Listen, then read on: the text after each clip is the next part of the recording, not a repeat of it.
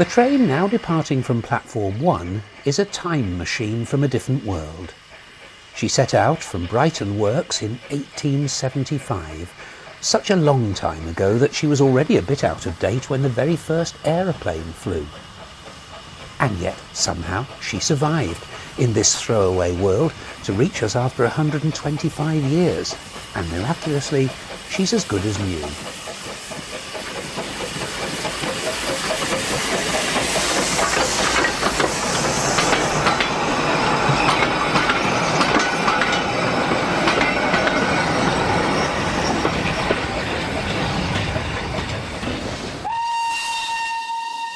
It seems the nation that invented the steam locomotive doesn't really like to throw it away. A whole century of trains survive, including many that were already hard at work 100 years ago. But they're not all tucked away on heritage lines like this hard-working trio on the Bluebell. Old and new still meet on the mainline network.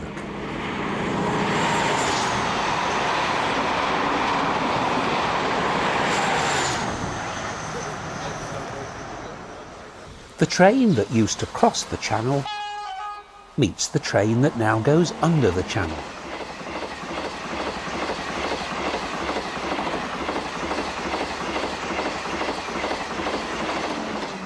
Arguably, Britain's greatest museum is on wheels.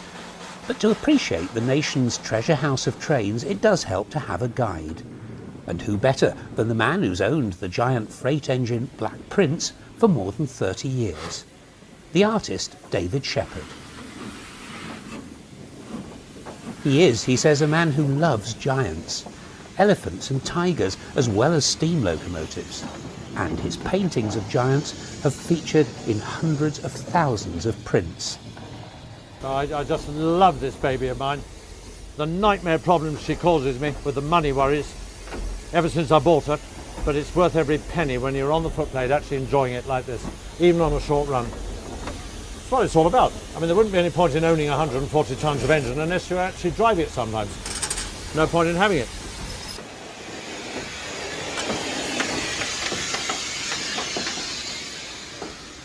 Back in the 60s, David Shepherd helped to save several steam locomotives from the scrapyard. But it was only financially possible because of the elephants. His wildlife paintings gave him the cash to rescue steam engines from the scrapyard. Without the elephants, there would be no Black Prince today. He was also able to capture on canvas the dying days of steam in a way no camera could ever hope to. But where did his love of engines begin? Daddy had a beautiful O-gauge model railway. We lived in Totteridge in North London, and I often wonder what the present owners of the house think, because he took over the best bedroom for his model railway, O-gauge, so it was big.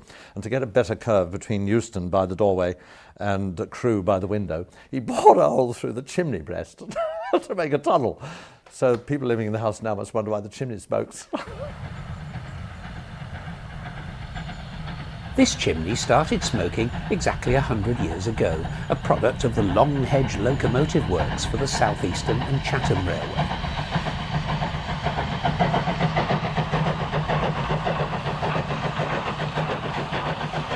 It's the classic 060 tender engine layout. By the beginning of the 20th century, most of the principles of good design were already established. So, did the steam engine change much in the next 60 years? Not a great deal, really. The bulk of change was to do with new design in the sense of bigger and faster locomotives, more powerful locomotives. But the basic engineering is really the same from the 1800s onwards. I was given a very rare book a little while ago, which dated from 1850, and I was amazed at the quality of engineering and the design that was evident from reading this book, and that's 1850. So they must have progressed very, very quickly, and certainly by the turn of the century. As you can see when you look around you, there are locomotives which we consider to be comparatively up to date. It's only really after then when things like superheating of locomotives and the sheer size of what they was producing, I think, made any real fundamental change. Change is so difficult to predict. This Lancashire mill looks like the Rock of Ages and was certainly built to last.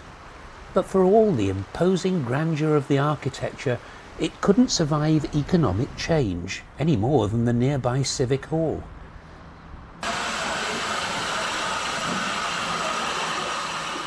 But the humble motive power of Victorian industry steams on.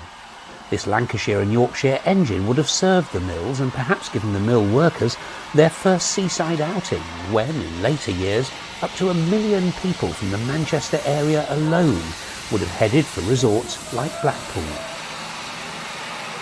It's been beautifully restored and works on holidays and high days at the East Lancs Railway, where the sight of a self-propelled furnace still draws the crowds.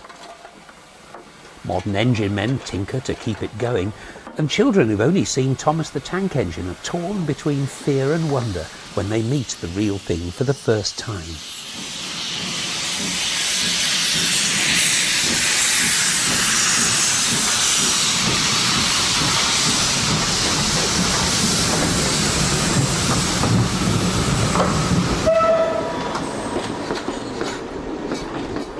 A fragment of film from the turn of the century shows how little some railways have changed. It's the Metropolitan line to Amersham, already electrified and serving commuters just like it does today. Engine number 1 survives after working on the Met for nearly 70 years and will eventually be returned to steam. The most striking change is in the people, all stiffly formal 100 years ago, but they'd probably think of us as a scruffy lot, not a handlebar moustache in sight. At least one Victorian engine from the Midlands retired to the seaside, and today it's on Santa special duty. Right, here we jolly go then.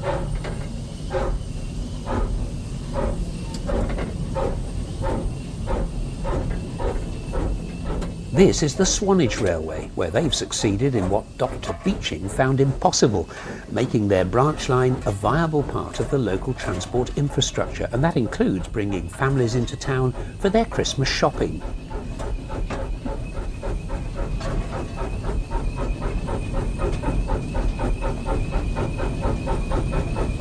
Right, we're just leaving the station on a slight downgrade, heading to Corfe Castle.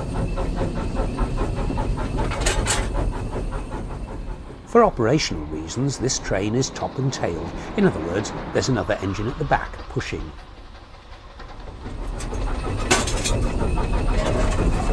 Right, the engine we got today is a little 1F locomotive from the LMS. Used to be at Staveley Ironworks. And it's doing very nicely on the Santa Specials today. Now we're just going up the upgrade into Corfe Castle from Norden.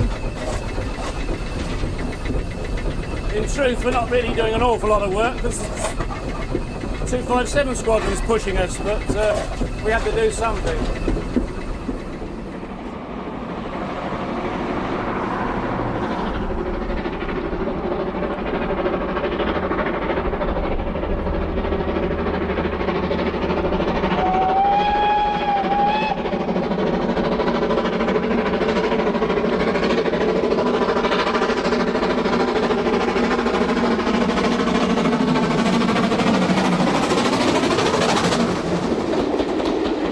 Many people, including David Shepherd, believe steam engines are rather like horses, living things that will respond to kindly treatment.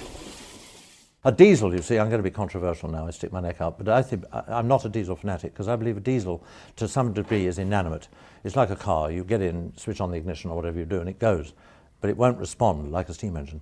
If a steam engine's half ill, it's sick, any fireman will tell you you'll get it home by talking to it or kicking it, loving it or hating it, and it'll respond, it'll get you back to the shed and then it'll die on you. But it won't die in the middle of a main line like a diesel might. If there is such a thing as a classic locomotive from 100 years ago, it would probably be the Terrier, the engine that always struggled to look as though it was in charge of the train, being completely dwarfed by its carriages.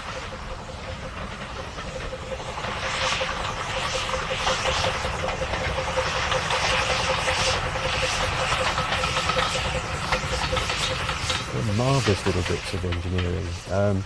The materials are slightly substandard in the sense they're made out of wrought iron instead of modern steels.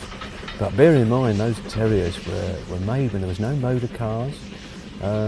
Horse and cart was the main mode of transport apart from the railways. And so they were the Concorde of their day, really. But they're beautiful things, made like a watch. And these days, of course, we try and make them as authentic as we possibly can on rebuilding them. And it's a pleasure to have two of the little engines here. The trains were getting heavier, so operating departments wanted more power, a familiar story throughout the 20th century. There was a new generation of engines from Brighton Works, but, as ever, the last person on the designer's mind was the bloke who'd have to wriggle between the frames every day to oil the motion of this latest machine designed for getting the masses to work. They were really the modern commuter train, or I say modern, you know, the turn of the century commuter train engine. I'm not sure there was as many commuters in those days, but there's a very intensive service. And our South Eastern Railway H-class tank, and of course Birch Grove, used to run that type of traffic into London Bridge and Cannon Street and so on. But what was this turn of the century steam engine like to drive? This engine is peculiar insofar that it's got a vacuum brake for the train, an air brake for the engine, and if all else fails, we've got a hand brake to park it on. This big lever is not a brake, it's the reverser, and that is forward.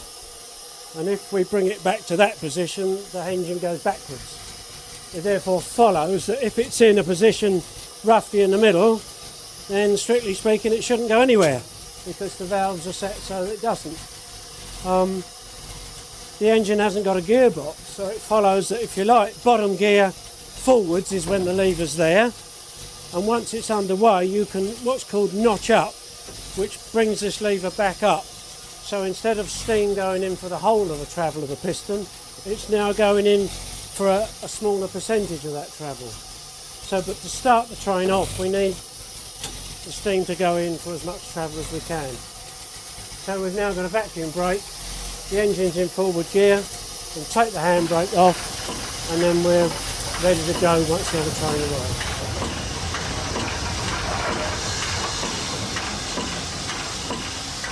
Right away for the guard. Okay, then.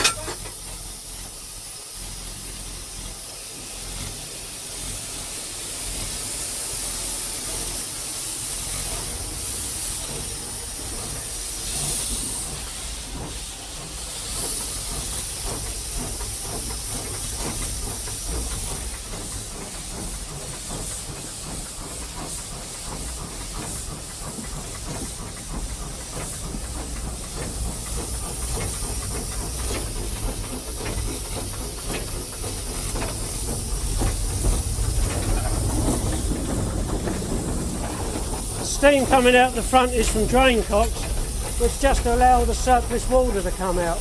Once the thing's underway and it's dry at the chimney, we can shut them up.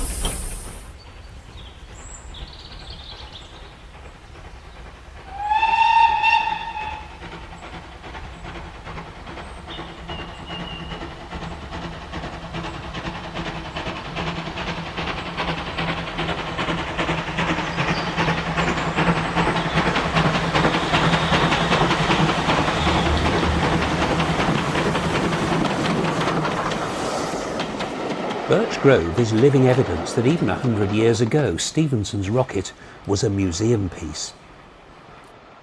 I mean, rocket, it was built right at the sort of first quarter of the last century, wasn't it? I don't know when, you know more than I do.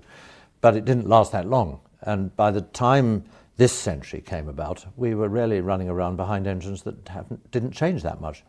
No, they lasted until the end of steam. In fact, many of the classes did. They lasted 50 or 60 years before they went out in the days of BR at the end of steam. They were still running. During the second decade of the century, there was something sinister stirring in the undergrowth. Something born from the most terrible of circumstances. It was arguably the ugliest engine of all time, and certainly among the most difficult to drive.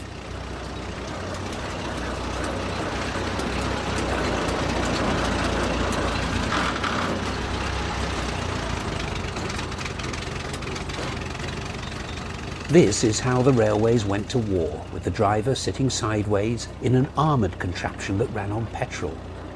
Only a train could carry the immense amounts of men and materials consumed by trench warfare, a train running on lightly laid, narrow-gauge rails.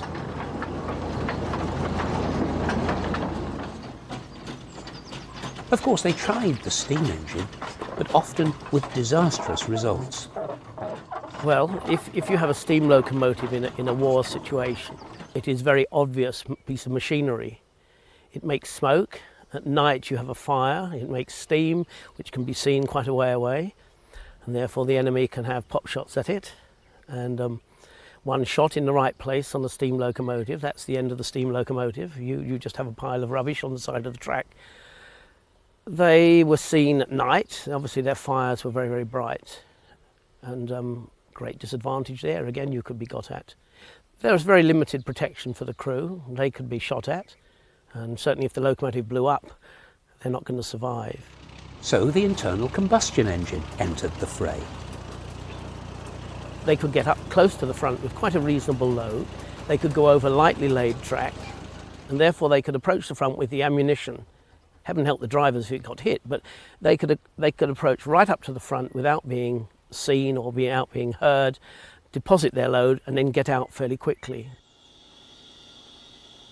And that was another disadvantage of steam. It couldn't get out anywhere very quickly.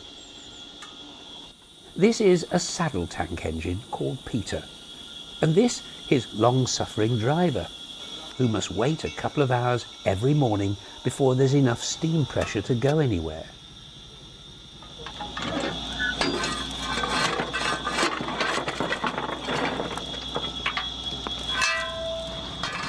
While steam sat around simmering, the enemy was on the move. Was the First World War the beginning of the end for steam locomotion?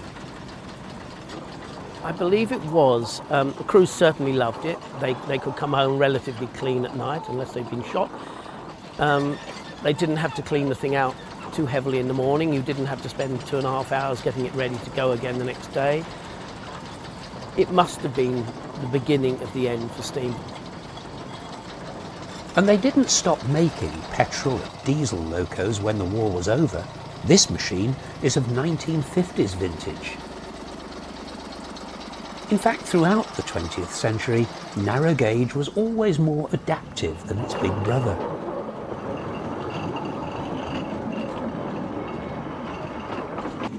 This is an electric locomotive, a machine weird enough to be borrowed for a Bond movie a few years ago. The motor rails, rapiers, simplexes, and all the other ugly ducklings moved easily from military life into Civvy Street.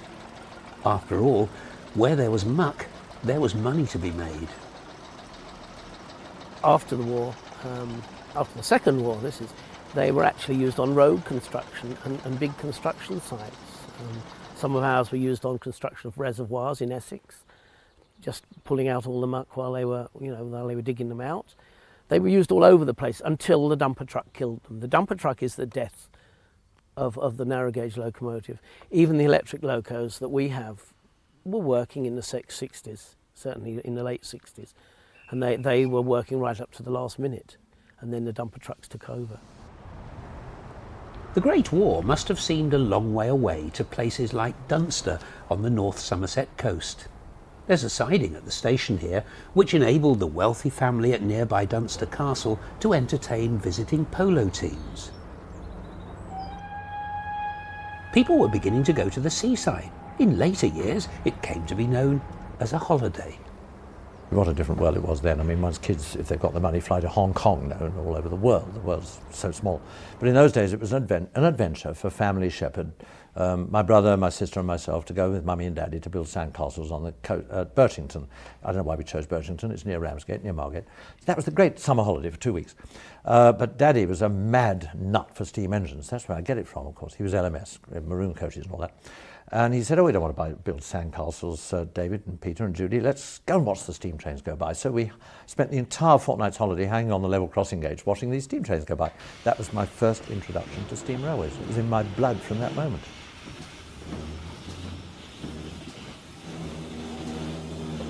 The steam engine, meanwhile, was continuing to grow more muscular. This was the sexiest thing on wheels in the Great War era, Churchward's classic mogul design for the Great Western. Right the board. Thank you.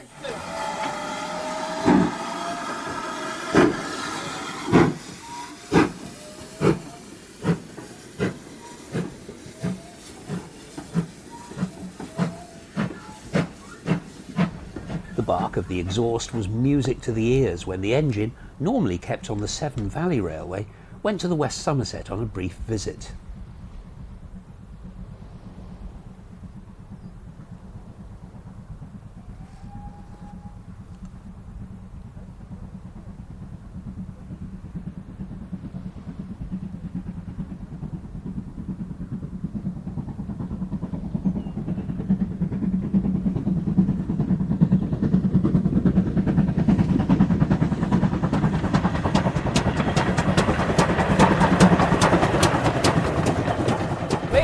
Traffic, so general purpose. They're not an express engine, but they're middle of the range, shall we say.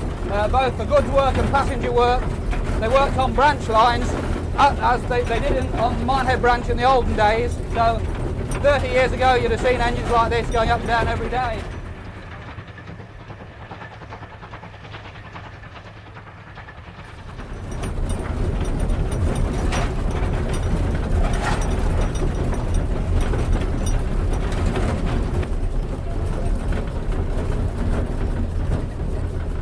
Nigel's just about to drop off the single line staff, which has been our authority to travel from Blue Anchor to Minehead.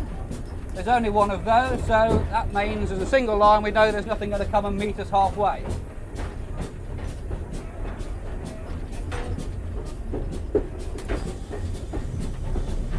Little bit of effort now just to get us into the platform.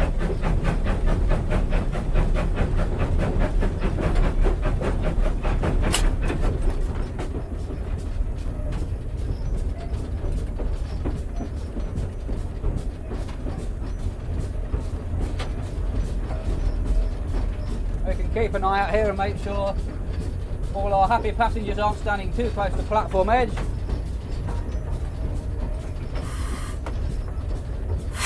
And a little bit of brake in there.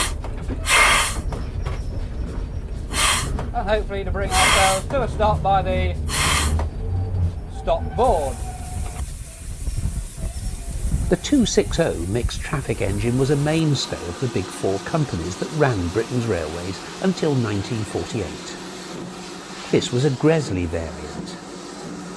And this, a southern type that David Shepherd was to sketch at his local Guildford shed at the very end of steam.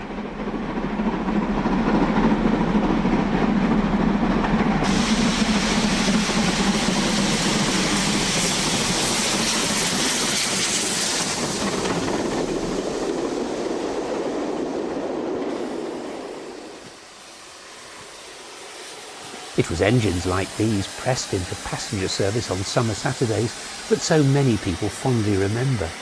Images of childhood from that age of innocence.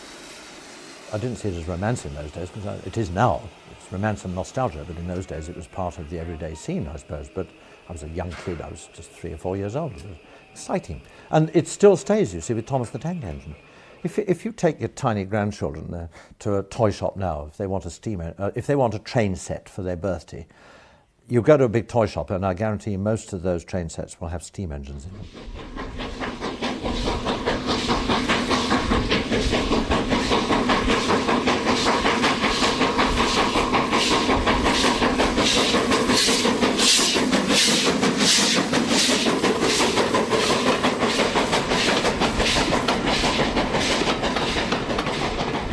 In the 1920s, early members of the castle class had a publicity value out of all proportion to their revenue-earning capacity. They were the window dressing of a business whose real trade was being carried out in the backyard, and that business was freight.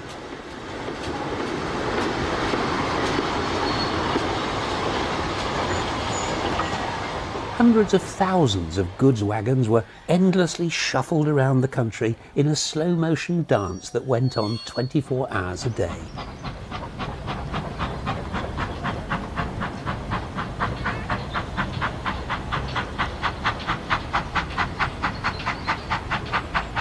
goods trains had the uncanny knack of making themselves almost invisible.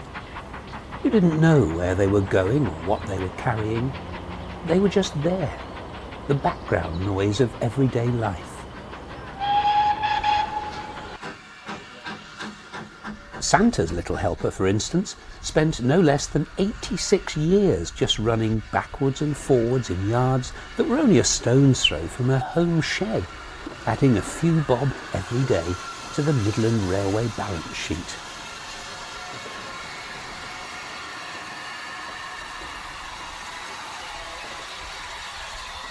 That was in the days when almost everything went by rail, when the lifeblood of the nation was her trade with the rest of the world. Manufactured goods went out, raw materials came in, and were whisked away by train.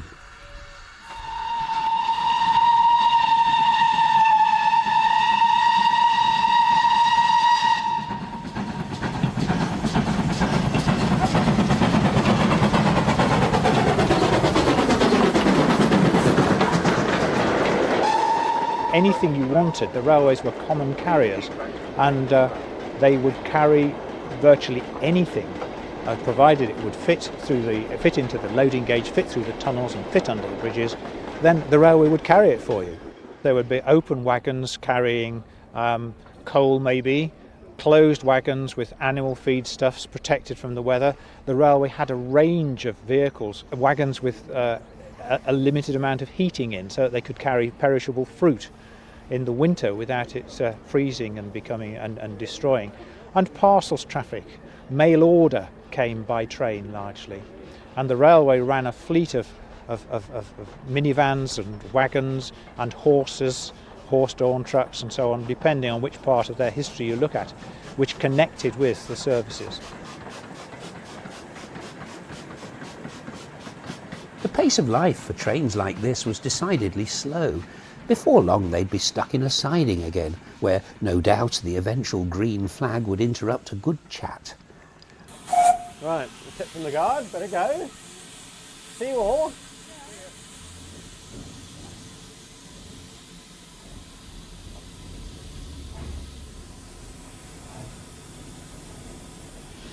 The handbrake's off, when is it? Off, yeah.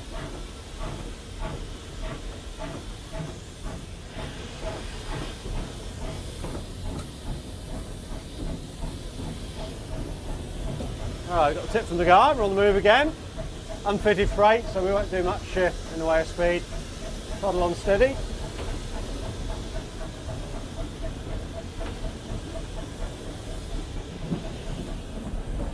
Well, the locomotive we're on at the moment was very much built for the branch line use that it's seeing in preservation.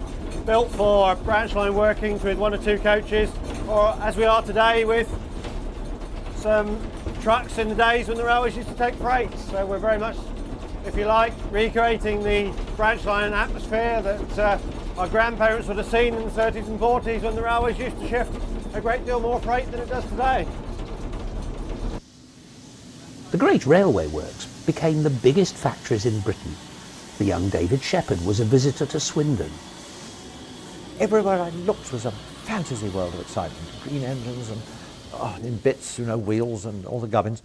But the workforce made it such a thrill for me. They were super because they pulled every string they could to make me happy.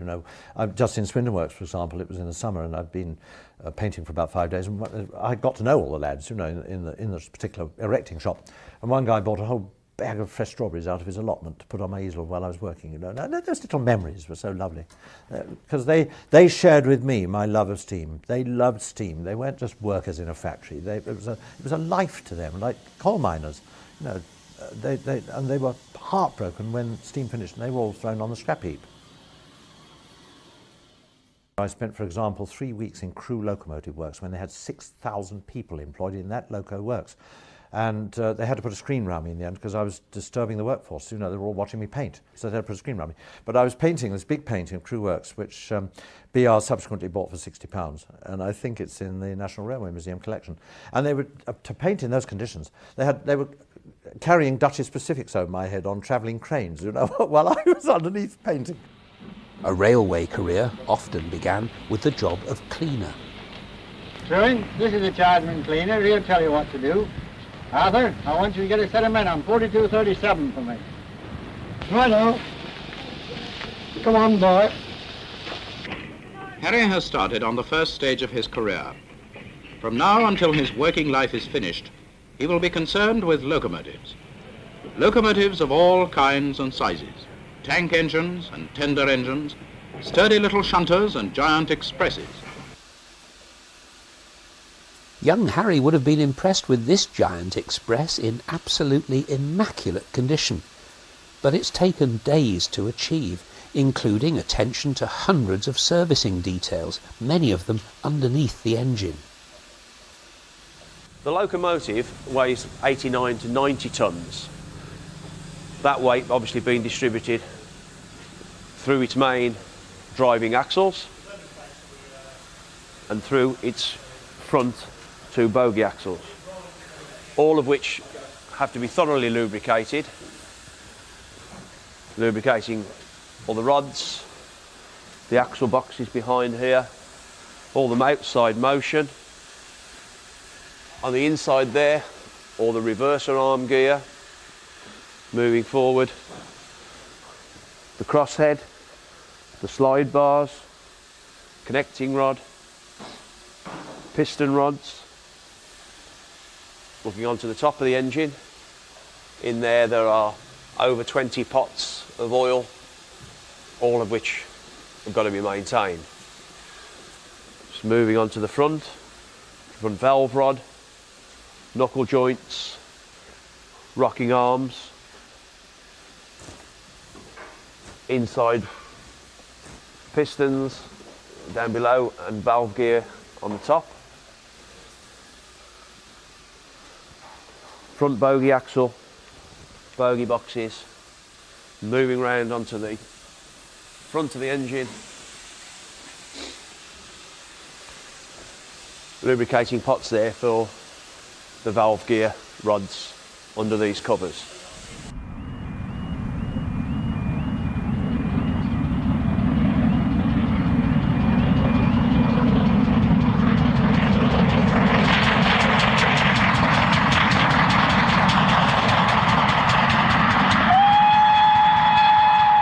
One trip and it's all got to be done again. But there wasn't just one engine to clean. Sheds like Old Oak Common had 100 locomotives on the books, and shed foremen struggled to keep machines clean when they were always needed back in traffic.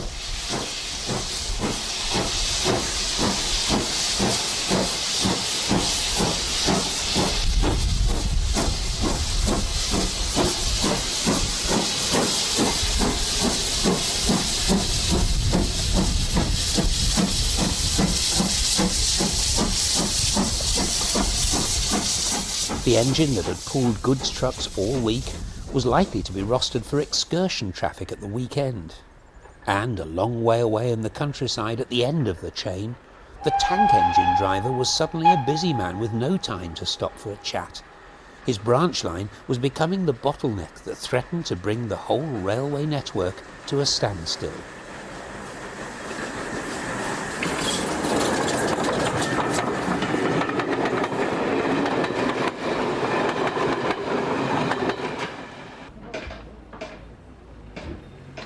Here, the signalman's operating level crossing gates, doing his best to keep the growing volume of road traffic moving without hampering the flow of trains, in this case trains to Minehead.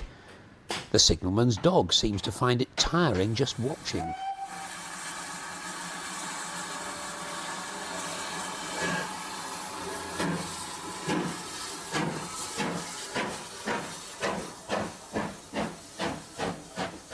When trains were late, the pressure was very much on the lonely signalman. The railway is divided into sections controlled by signal boxes, and quite often there would be a train at every signal in every section. And the numbers which were carried in the 1950s, following the development of holidays after the war, just brought the railway to almost crisis point on Saturdays. The station was extended by the Great Western Railway in 1936 to accommodate trains of up to 19 coaches in length.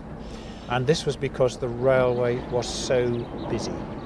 Mine had developed following the advent of the railway as people started to travel by train to their holiday destinations.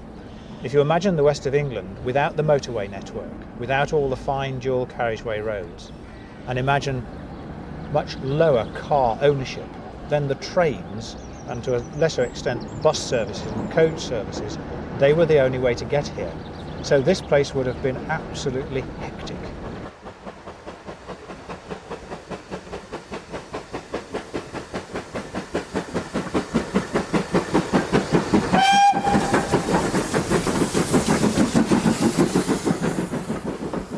The little boy's anticipation turned to gratitude at journey's end.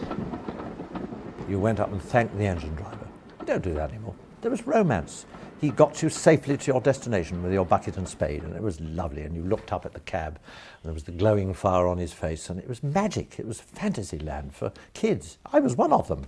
I was one of those archetypal little boys with his cloth cap and his bucket and spade.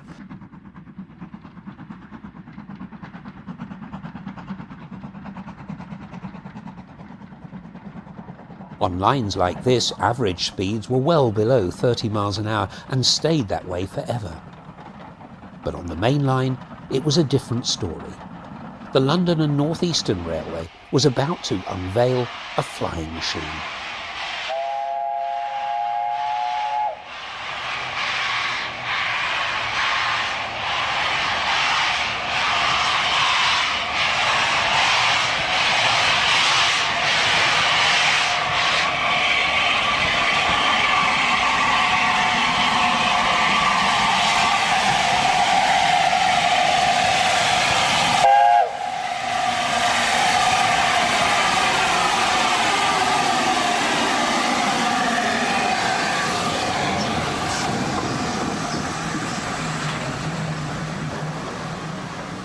Any detail of this locomotive is instantly recognisable to any steam enthusiast.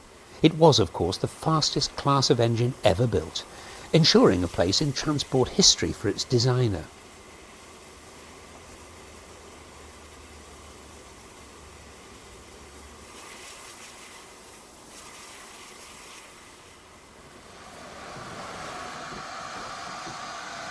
The A4 Pacific was Sir Nigel's entry in the race to the north, between the LNS up the west coast to Glasgow and the LNER via the east coast to Edinburgh. Streamlining was all the rage in the 30s, and the Big Four all eventually experimented with air smoothing, though it only stuck completely in this one class. But was it art? Very interesting question, because being an artist, I've got very strong views on art, and I don't like Art Deco, and to me, this will upset the Nigel Gresley people. They're great guys, of course they are. But I personally don't like steam engines that are streamlined. It's purely my personal opinion. Why shouldn't I say it? I don't like a streamlined engine because I like to see all the workings. But Nigel Gresley, being a sort of Art Deco 1930s Odeon cinema type thing, you know what I mean, Odeon cinema, that's Art Deco to me. And he said, well, we've got to make it streamlined and cover all the working parts, ostensibly to presumably make it go faster. I personally don't like it. In any case, they took most of the streamlining off, didn't they? Because it was more practical not to have it all over the wheels. Opinions may vary on how it looked, but not on how it went. 6007 was for a while the only member of the original class of 34 locomotives to be running in regular traffic. Here she's being prepared at Bury for a canter along the East Lancashire Railway. You give us a drink flag up there. Clear this side.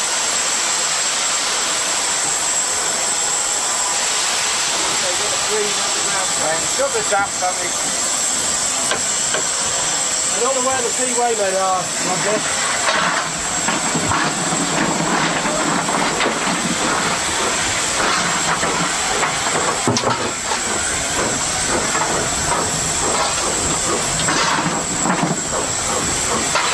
Staff in the running portal. Yeah, I'm out. Can you get up with me?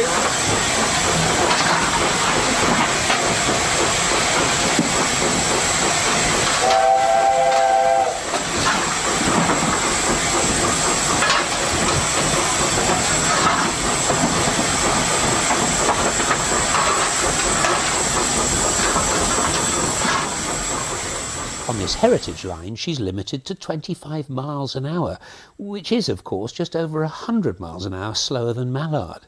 But nevertheless it is easy to imagine the thrill of that non-stop dash to Scotland.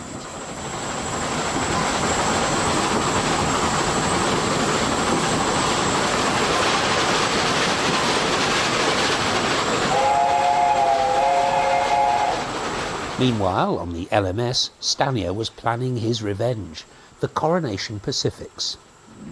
The rhythm of the exhaust grows stronger, faster, 112.5 miles an hour for 2 miles, smoothly surging over the metals. A supreme effort, and Coronation has done it, 114 miles an hour, the highest speed yet attained in the Empire. Of course, the A4s had the last word on top speed. Meanwhile, at the Millennium, there was talk of rebuilding Duchess of Hamilton to the streamline form of the 30s. Another controversial subject. I'd like to see it, because it reminds me of my generation. My dad, you see, he was LMS, streamlined Duchess Pacifics. Yeah, they were hideous in my view, but it's all part of the evolution of the steam railway engine, you know, so why not? I don't like it, but that's beside the point. This engine was but a twinkle in its designer's eye in the 30s, but the type of train it's pulling was a feature of pre-war Britain. Speed was one thing, but wealthy people also wanted to travel in style and have a good lunch. The Pullman Car Company Limited understood the needs of the inner man.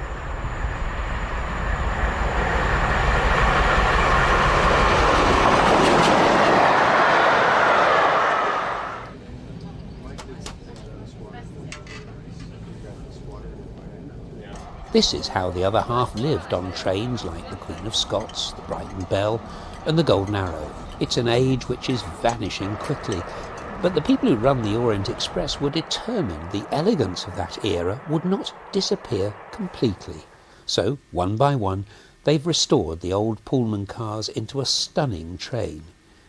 It can cost the best part of £500,000 to refurbish each car.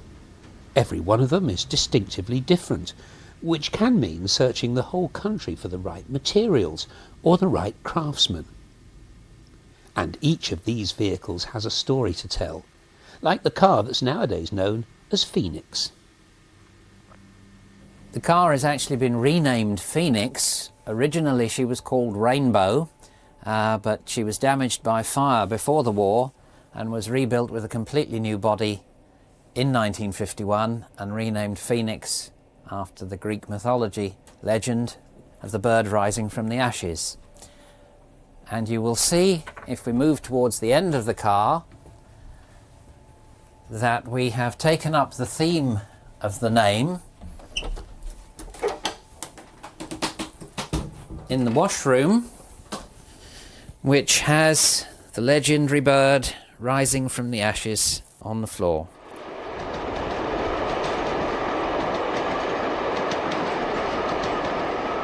At their peak, the railways directly or indirectly employed 1 million people. And back in the 30s, every little boy wanted to be an engine driver. Companies like the London, Midland and Scottish had large publicity departments to cater for the popular curiosity about what life was like on the railways. The system of training men for the footplate has been carefully devised to ensure that nothing is lacking, either in practical working experience or in theoretical training. Different classes of locomotives are designed to haul particular types of trains. So, as time goes on, Jim handles an increasing variety of locomotives and trains. He becomes a regular driver. And if he was lucky, a driver like young Jim might eventually get his hands on one of the new Stanier mixed traffic engines that were eventually to form the biggest single class of British steam locomotives, the legendary Black 5.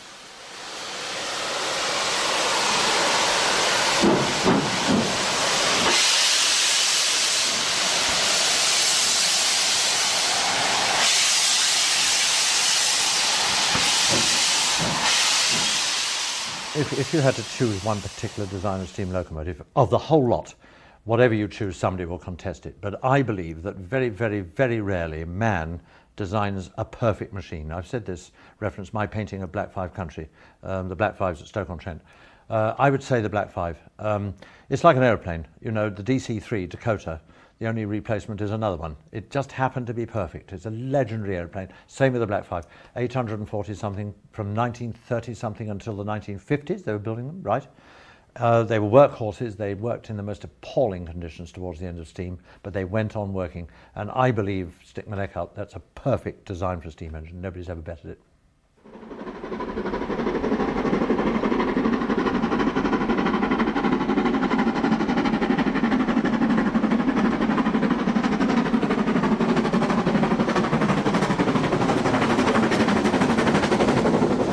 Only 4 of the 842 engines carried names in BR service, but this one, running recently on the Met, has been subsequently named RAF Biggin Hill.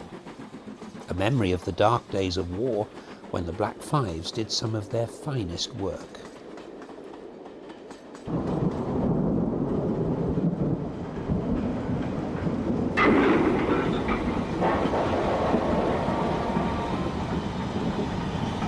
David Shepherd can remember the effect the war had on Britain's railways. They were hammered. They were absolutely hammered into oblivion. But they played a massive part in World War II, D-Day. God, you know, the railways were an integral part of our transport system. All the soldiers coming back from Dunkirk, famous scenes, never to be repeated. It's part of our history. Without the railways, what would we have done? Goodness knows, heaven knows. Special trains were hurriedly assembled, and in the space of 8 days, 620 specials were run from 7 ports in the southeast of England. We had one weapon that Captain Mannering would dearly have liked at Warmington-on-Sea. It was something to make the Hun think twice. The Rumney Hythe and Dymchurch, which we all know, I was born and bred on that railway in Kent, back to Kent again, you see, it runs from Dymchurch to Rumney. Lovely little, beautiful engines. God knows how old they are now, 2 Hurricane and Green Goddess, you know, they're famous. But during the war, it was the deterrent to Hitler. We turned up, everybody knows this, it was an armoured train. We covered Hurricane in sort of metal cladding, tin plate. I don't know why we imagined that, but anyway, Hitler obviously saw this and thought, oh my God, I'm not going to invade England with that in the way. You know, it's a joke, it was all Dad's army, but it was serious. But somebody said to me once anyway that Hitler would never have been able to invade or get as far as London anyway because he wouldn't have been able to understand the Southern Railway timetable. I don't know who told me that. The British humour was being stretched to the limit by 1940. Incendiaries by the thousands set fire to property, but a train couldn't dodge a plane or a bomb. It just had to stop or keep on. And keep on they did. Deeds of heroism by railway men and women were legion. Out of the despair of war came a machine that was guaranteed to cheer you up. A machine that would still look comical, however much you polished it. And thankfully the National Railway Museum have kept the joke alive so that Grandad can take a video to amuse the kids, or Stepney can go about his business with a happy face. The fireman is just relieved that someone else is rostered on that other engine. And all these years later, small boys still look concerned when they see what Mr. Bullard built to help the war effort.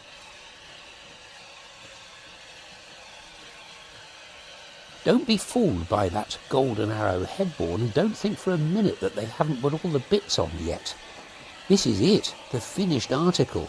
The Q1 goods locomotive built for the Southern Railway. But will it still bring a smile to Mr. Shepherd's face? Yes. Oh, goodness me, yes. Well, that was an austerity locomotive. I mean, it is austerity. But Bullard had a job to do, and he designed it to fulfill a purpose. A short-lived engine, probably, just literally at the end of the war, when materials were scarce, raw materials, and it worked. Didn't matter what it looked like.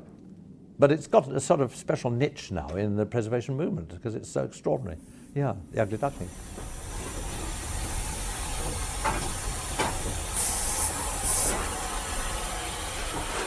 Bullard had the last laugh. The engine turned out to be the most powerful 060 tender locomotive ever built in Britain.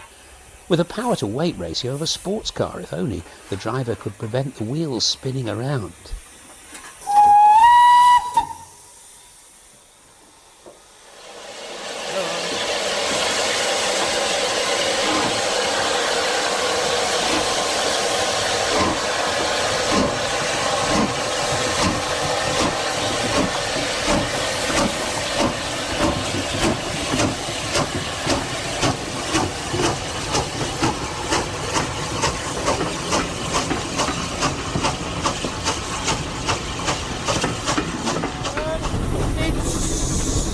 would say, a moderately good engine to drive, but there are problems with it being light in weight. It tends to be what we would call light on its feet. It'll pick the wheels up very easily if you're not careful. If you open the regulator too quickly and too fast, you'll slip. But that apart, it's a very strong engine and it's reasonably well set out.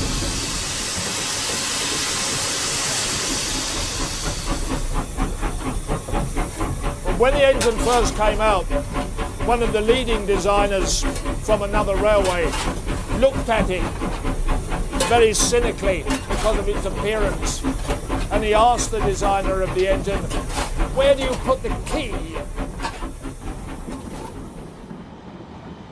Nowadays, engines are kept in a condition that was rarely seen in steam days. But what state were they in at the end of the war? Flogged to death, yeah. And the railways were flogged to death. They never recovered from World War II.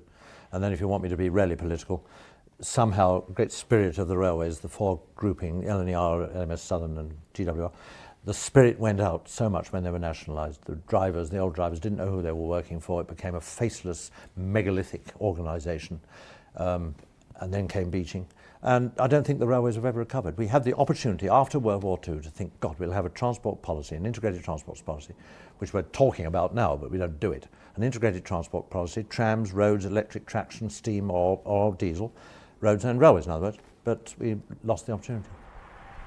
What nationalisation didn't stop was the partisan debate about which railway had built the best engines.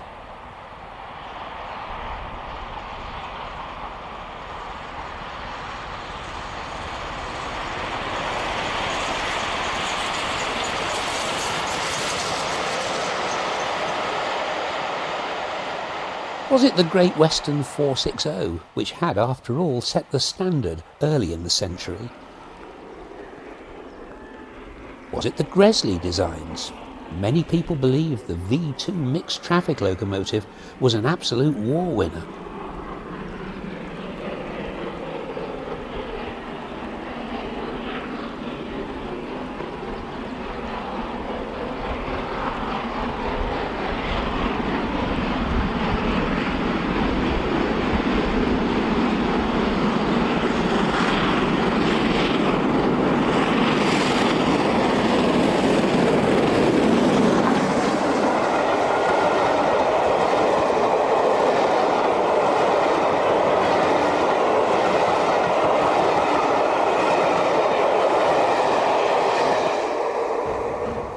Does the crown rightly belong to Sir William Stanier?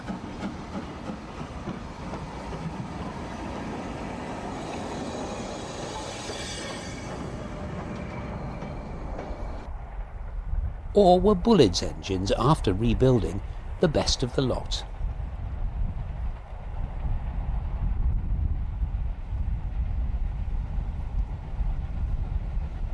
There is, of course, no objective answer. The designs were years apart, the needs of each railway were different, as were the functions of each locomotive type. But that doesn't stop the argument about design, though David Shepherd, for one, won't be drawn. You'd have to ask somebody who's more technically knowledgeable than I am about this sort of thing, because I come back to the point, I just love steam engines. I don't know much about the history, really I don't. I don't care. It's what Black Prince does to me when I'm on a footplate, that's what matters. Whistle. Steam brake off, okay. The brake off on the tender brake off. Right. Right.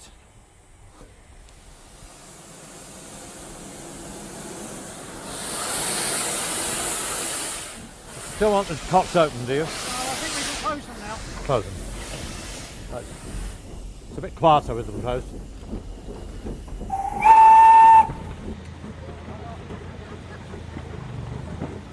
Halfway through a turbulent century, it might have seemed to railwaymen as though there'd been quite enough change already. Whereas actually the pace of change was increasing, and Britain's railways were heading for revolution. Was there still a role for that faithful old kettle on wheels?